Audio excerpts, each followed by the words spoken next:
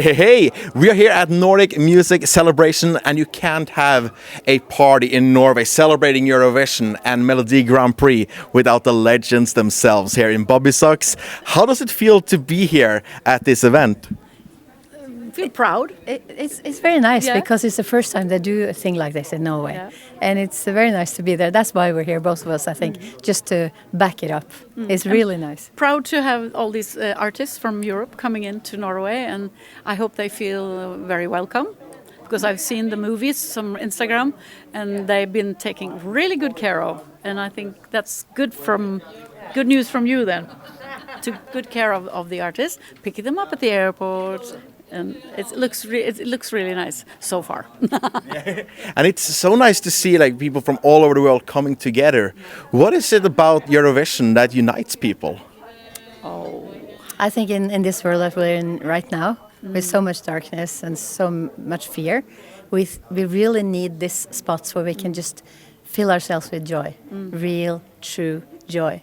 And to be part of like a thing like this, it is like, especially as performers, I mean, being on stage with Eurovision people, it's like being showered with love, really real love. And I think because people tend to think that you can keep the dangerous things away by not being happy, but it's so important to be happy every time you have the chance to be it, because in that way you can fill yourself with strength, and then you can meet the dark days as well. And all this, I mean, all these songs, all this love, all this happiness. And when we go together and see each other on stage, and we see the audience, how happy they are to hear the songs and see us. So it feels really, really good to be together at this time, as Hannes says. It's very important. So thank you. And in addition to that, Eurovision is so fun. I love Eurovision. It's the best part of the year, and it's a room for all emotions. What are you hoping to see from Eurovision this year in terms of like how they do the broadcast, and what emotions do you hope will be translated to the world? I think it's going to be really a lot of emotions this year, because it's very hard for everybody to decide what to do. I mean, and it's going to be a really hard security thing in Malmö, and I think that will be a problem for all the fans and for the artists and everything, but in the end we try really hard to be together, so I think we conquer all that in the end with the music and the love and being together. But it's a little bit harder this year. But Swedish television is extremely professional, so I think the production itself and the transmission itself will be, well, better than ever.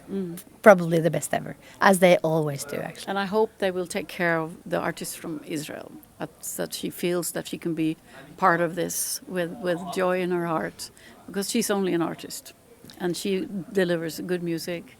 So I hope it will be a good week. Yes, and of course we cheer for Gåte, and we also cheer for Marcus and Martinez. Yes, they're also Norwegian. Yeah. We have double possibility to this year.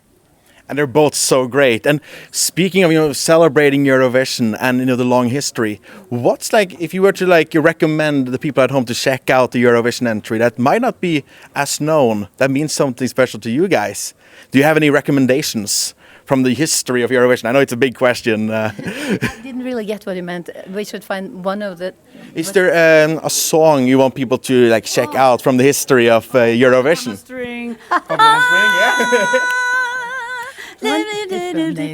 You say that you care, if you say you love me madly, I'll gladly be there. Have a puppet on a string.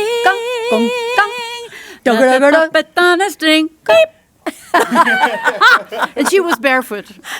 She came in barefoot. When was that? Was that 68 or something? Yeah, something very in the 60s. But there are so many songs I like, and I like We Were the Rock and Roll Kids. Oh, yeah.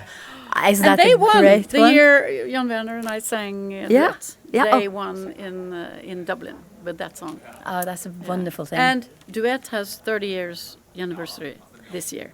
It was 30 years since we won with duet Jan Werner Danielsen in Dublin. So that's a fantastic song as well. I can. It's nice to sing think of that one. And I have to say just one more. Yeah. I love Salvador Sobral's. Oh yeah. That's beautiful. That's one of my favorite songs ever. I mean, even apart from Eurovision. And that was a very emotional appearance when he it sang was. that. It was, you know, everybody was holding their breath. Yeah. You know that people who don't watch Eurovision, they say, oh, no, they're only bad songs. They are so wrong. Yeah, true. There are so many good songs, and there are so many artistic songs. I mean, you could, like Ukraine has had for so many years, and these yellow people that I don't remember the name on it. There are so many fantastic songs, and apart from that, I love the quotation from Terry Wogan, where he said that there's too little silliness in this world, but Eurovision helps balancing it out. Yeah. And it's so wonderful. There's room for every single musical expression from all over the world. The passion from the France artists almost every year. The passion. I love when they keep their thing, you know. They don't do any others, but they keep their passion for the ballads and for the love, for the red love. I love that. And I think it's important for the people of Europe to know each other. I think it's very important. We are never friends. should forget that it was made to be a peacekeeping thing. Hanne and I have been on a lot of Eurovision concerts around Europe, and to feel that family gathering, family feeling is very nice between the artists, and it's absolutely fantastic. So we love that.